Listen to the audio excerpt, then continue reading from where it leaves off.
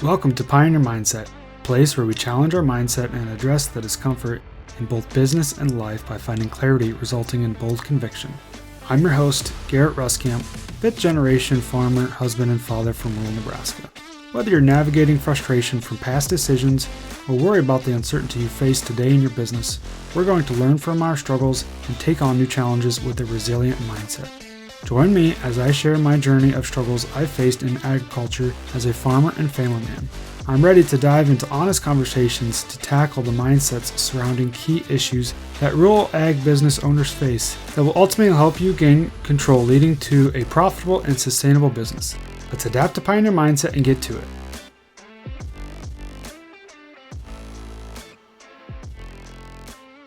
Welcome back, everyone, to this week's episode of Pioneer Mindset. So at the time you're hearing this, we are actually into Holy Week, which is obviously one of the holiest weeks of the year. You know, if you're a Christian, we've got Good Friday, we got Easter coming up, all that other fun stuff. And so, as I was kind of looking ahead to the episode that we're going to have coming out that weekend, I thought this might not be a bad idea to take a step back and actually, talk about some of the things that I've been focusing on this Lenten season. And so I want to kind of dive into that a little bit. And I challenge you, yes, this is going to be a faith-based episode. Yes, we're going to be talking about a few different things here that might be, someone almost uncomfortable. I feel like even for myself, I'm a very Christian man, faith-filled man.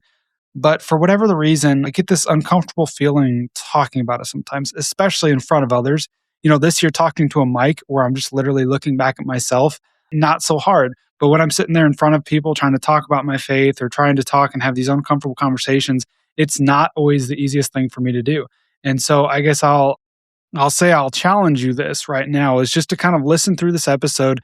I'll challenge you that there's always something that we can pull from this. All right. So, and especially, as we go throughout our lives and especially as we go throughout Lenten season, we talk about how basically Jesus had to carry his cross. Well, we are all going to have to carry our cross at some point or another. Our crosses could be different than what our neighbor has to carry. It could be heavier, it could be lighter, but either way, we always have to be carrying something. There's always going to be something on our shoulders that we have to burden and we have to carry, right? And so I challenge you that if this is uncomfortable, I challenge you to just lean into it a little bit and say it's okay to sit in that uncomfortableness a little bit and to listen to some things that can help you grow. And hopefully at the end of this conversation, just pull something away that's going to be relevant to you, whatever you might be going through right now. Or maybe there's something in the future that it'll kind of come back and you can always reference this episode. So, but at the time of this release, you'll be into the middle of, like I said, Holy Week.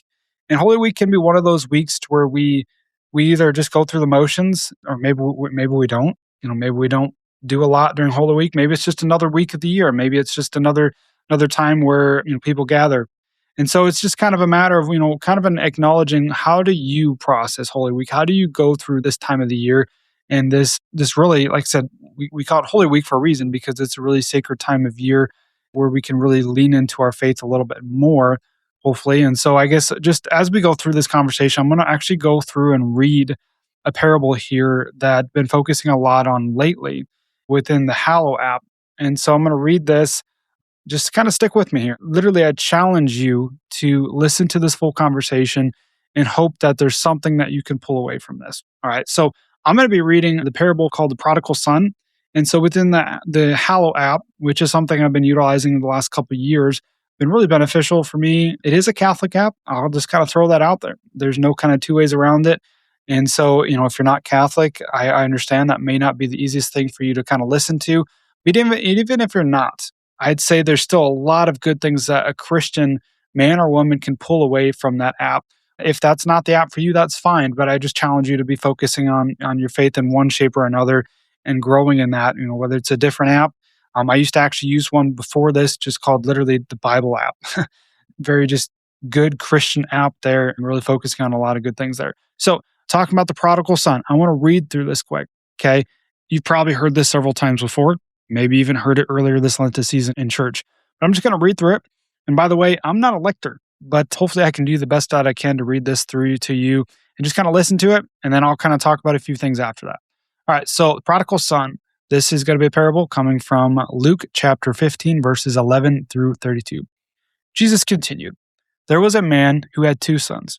The younger one said to his father, 'Father, give me my share of the estate.' So he divided his property between them. Not long after that, the younger son got together all he had, set off for a distant country, and there he squandered his wealth in wild living. After he had spent everything, there was a severe famine in the whole country, and he began to be in need. He went and hired himself out to a citizen of that country, who sent him to the fields to feed the pigs. He longed to fill his stomach with the pods that the pigs were eating, but no one gave him anything. When he came to his senses, he said, "How many of my father's hired servants have food to spare, and here I am starving to death? I will set out and go back to my father and say to him, 'Father, I have sinned against heaven and against you. I am no longer worthy to be called your son. Make me like one of your hired servants.' So he got up and he went to his father. But while he was still a long ways off, his father saw him and was filled with compassion for him. He ran to his son, threw his arms around him, and kissed him. The son said to him, 'Father, I have sinned against heaven and against you. I am no longer worthy to be called your son.' But the father said to his servant, 'Quick, bring the best robe and put it on him. Put a ring on his finger and sandals on his feet. Bring the fattened calf and kill it. Let's have a feast and celebrate. For this son of mine was dead and is alive again. He was lost and is found.' So he began to celebrate. Meanwhile, the older son was out in the field. When he came near the house, he heard the music and dancing. So he called one of the servants and asked him what was going on. 'Your brother has come,' he replied, 'and your father has killed the fattened calf because he has him back safe and sound.' The older brother became angry and refused to go in. So his father came out and pleaded with him. But he answered his father, 'Look, all these years I've been slaving for you and never disobeyed your orders. Yet you never gave me even a young goat so I could celebrate with my friends. But when this son of yours, who has squandered your property with prostitutes, comes home, you kill the fattened calf for him.' 'My son,' the father said, 'you are always with me, and everything I have is yours. But we have to celebrate and be glad, because this brother of yours was dead and is alive again. He was lost and is found.'" So we just wanted to read through that. It's kind of different. I feel like sometimes it just depends on the situation. It just depends on the verse that we're reading or kind of listening to. Sometimes it's easier to find takeaways and really relate to it, easier than others. But within this parable of the prodigal son and within the Hallow app, they've kind of dove into it at different stages and, kind of looked at the younger son's perspective, the older son's perspective, and just kind of the different things that we can relate to within each of those. And so that's what I kind of wanted to do, because as I listen to this, I might be hearing this in church or might be just listening to it. And yeah, you're hearing the words and you kind of remember it, but you maybe not necessarily put yourself into those shoes, into the shoes of the younger son, the older son, and even the father for that instance. Right. And so we don't put ourselves into those shoes. We don't necessarily fully immerse ourselves into the story. But as I've listened to the Howl app, as they've done that, I've done my best to kind of relate to it. And I feel like I can definitely relate to each different parts of those. And especially even talking about the father and being a father myself of boys, even, of sons. And so trying to see once, how would you relate into that instance? And even furthermore, I'll kind of take this a deep dive a little bit further. I feel like when we talk about this and we start going to the parable and they talk about how basically the younger son asked for his entire estate. All right. So especially in agriculture and with a lot of the different family farms out there, and we talk about estate planning a lot on this podcast, and it's always kind of a big issue, a big hot topic. I feel like that's where people can, okay, when we hear the word estate, we think of assets, we think of, really materialistic things, monetary things of value, right? And so how can we relate to that? So yeah, with that side of things, I think it's pretty easy to relate to, what kind of estate challenges have you gone through or have you witnessed or have you kind of had to go through yourself, right? And so kind of taking a step back and looking at this and even remembering some of the things they talked about on the Hallow app within the prodigal son, thinking about the younger son and some of the different things that he witnessed and some things that the values that he had and different things like that. So some things that come up for me as I've kind of listened to this and the younger son, and I identify, like I said, some parts of the younger son, some parts of the older son, and even the father. But on the younger son, I feel like it's pretty easy for us all to be greedy, kind of like he was, give me your entire estate. And then we go and we squander it on the earthly desires. Give me everything that is mine, all my inheritance. We squander that on earthly desires and even sin. And then you got to look to where he ended up. Okay, going through almost a severe famine. Okay, having all of it taken away from us, or struggling in some form or another. And really, he was struggling financially after he had it all, but then lost it all, struggling financially. And I feel like most people have been there in one shape or another.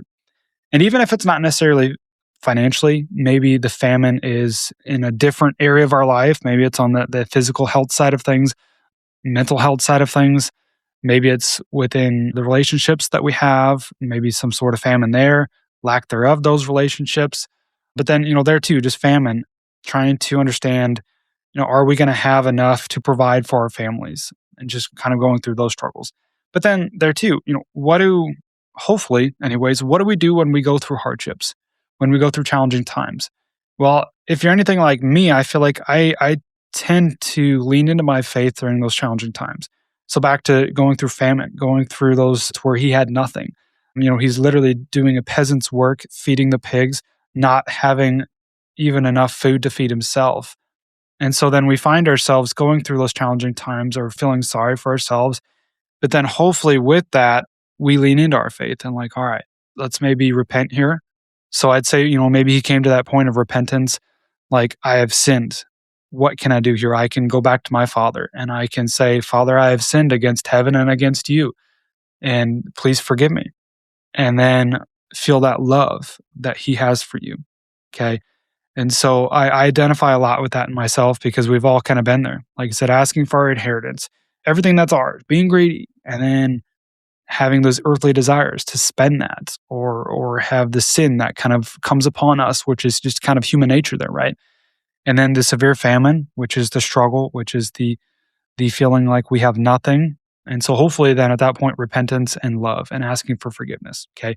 So kind of that younger son's journey, coming back and then acknowledging that the father is willing to take you back, and he's got all this love for you, and he's willing to give you everything, even though you've screwed up, even though that you've squandered all of the wealth away and you've spent it on these earthly desires, but he's willing to give you that love. And so you have that love to receive as well. Okay, so that's kind of the younger son's journey. Now, the older son's journey. Not a lot of time spent on the older son in this parable, but maybe the son that just was always obedient, always stayed around, always did what he was supposed to, always followed the path that we're supposed to follow, right? So staying home, staying back on the farm, working the fields, and doing what he's supposed to, being with his father, doing what his father asks, and not really even complaining. Okay, not really necessarily even asking for too much, but doing what his father told him to do, doing the work that he thought he was supposed to do. And then from that point, all of a sudden realizing that he's done everything that he thought he was supposed to, but never got to where he wanted. Maybe he wanted to have these earthly desires, maybe had these desires of, once again, hoping that he would get a young goat or kid to feast on with his friends, but never got that. And so maybe jealous of that fact. And then having, at the end of there, having pride in himself, not willing to go into the celebration, not willing to admit, not willing to be happy for his brother to return, just having that pride. And that pride can be a really big, kind of like the ego side of things, but can be a really big problem for us. Even the disbelief to some extent, that even though he's been there with his father the entire time, he hasn't necessarily had the belief that he's with his father and he's had his love. He's had everything. He doesn't necessarily fully believe that.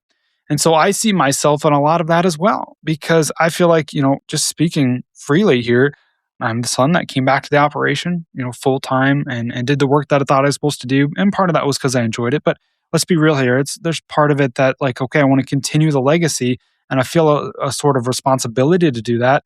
And fifth generation, right? So there's a lot of responsibility that comes with that. And in order to do that, I feel like, what do I need to do? Well, I need to be obedient. I need to do what, is required of me. And even though I might have a lot of earthly desires and I get jealous of a lot of other people that have better things than we do, I still stick around and I do all this stuff. But then there's a lot of pride that comes from that as well, which can be positive, but which also can be negative. Okay. And so even within that, I'd say one of also the bigger things that I struggle with is disbelief. And actually kind of be completely transparent here. One of the things that when I do kind of like a, I don't want to say necessarily devotional or just even just kind of a self reflection every day is I ask for, Lord, I believe, help my unbelief. Because I go through the actions a lot of times, and that might even be kind of back to the Holy Week side of things. We go through the actions, we believe, I use quotes there, we think we believe, but in our deep down in our hearts, do we truly believe? But then also back to that, to the parable there is everything that I have is yours. Do we believe that? Do you fully believe that? All right. If you've been close to your father, if you've been close to and stuck in with your faith, and I feel like I've had a pretty strong faith and it's grown. It's grown as we've gone through challenges, which I feel like is pretty common. But in good times, does it continue to grow? Do you continue to have a strong faith in good times? Or how does that for you? You know what I mean? And so that's where I feel like I definitely relate to the older son, and that, we have this sense of pride that comes upon us, and that we feel like we should be further ahead, and we've done everything, we've been obedient, and we're not to where we want to be.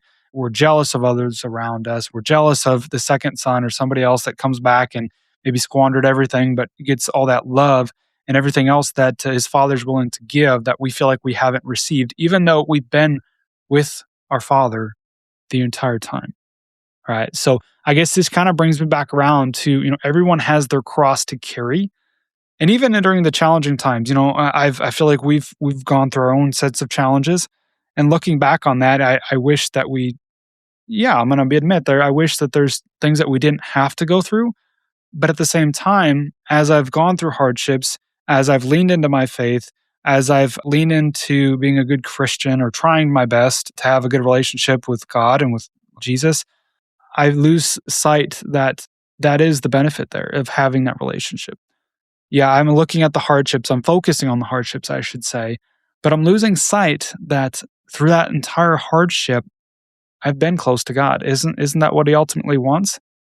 Okay, so I feel like if a guy can kind of have almost a different perspective on this and really change that perspective, that's what I think can really change how we see the hardships as well. Is hey, maybe the hardships were just to get us closer back to God, and that there's always going to be hardships, there's always going to be another cross to carry, there's always going to be added weight to our crosses. All right, there's always going to be something else, maybe we got to carry a cross for somebody else. And like I said, back to Holy Week, maybe there's going to be times where we stumble and we fall and we neglect our faith, or we don't keep our faith as good as we should, or maybe we're just going through the motions, and all of those things that are going to come up, right? But at the end of the day, as I've dove into the Hallow app and listened to this a lot, and there's been a lot of good things that have come from this. But as we listen to this parable, it's one that you wouldn't necessarily give a lot of thought into. And sometimes you're like, yes, in the surface level, you just kind of read it and you're thinking too, well, there's how much more can there be to this other than this son that hath returned, you know what I mean? But as we dive into this, I feel like the more that you can relate to the different characters within that, the more you can pull from that. And so there too, even back to the father, being a father myself of sons, I just want all my sons to be around me. That's our big goal, especially, my wife and I, our goal is to raise kids that want to be around us in the future. So hopefully raising kids that don't necessarily want to take their inheritance off and squander it, right? But at the same time, still having that positive relationship with the ones that stay near to us and even far from us, right? So I hope that there's something that you can pull from that as well. Now, the last thing, a couple things I want to address here within the Hallow app throughout this entire Lenten season, the prayer that they've been praying is really simple and really something that I've adapted myself. And I wanted to share this with you because there's so much in this, and keeping things simple, as I think was what makes it easier for us to actually do it, right? So, I feel like when we tend to overcomplicate things, we got this big grand prayer that we need to remember, this big grand routine that we're trying to implement, and it makes it a lot harder to do so. But within this app, they've created this, they started praying this prayer, and it actually came from one of the guests that they had on, Mother Olgotha. I love that name, Olgotha. But anyways, getting into this prayer here, really simplifying it, is she literally just said, when we're praying to the Lord, just remember this on a daily basis or throughout your day or at the end of the day, whatever it is. Literally, it's these three phrases here: empty me, fill me, use me.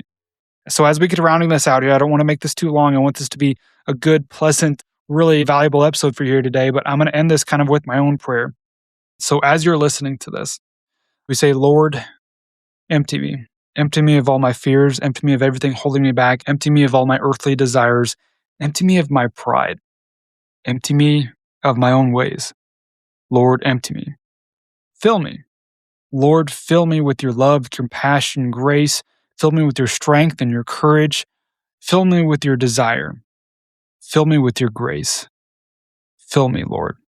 Fill me. Use me. Use me, Lord, for your good and your will and your purpose.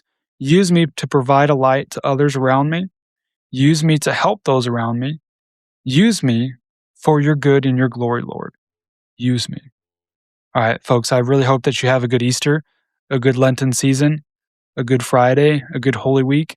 And whenever you listen to this, I hope that you can repeat these prayers to yourself. Empty me, fill me, use me. All right, God bless and have a good day. Thanks for tagging along with me today as we sharpened our mindsets. If you've gained insight from today's episode, be sure to take a screenshot to share or send this episode to somebody who might also find value in it. For more, follow me on Instagram @GarrettRuskamp or on Facebook, and join me next time for more conviction through clarity.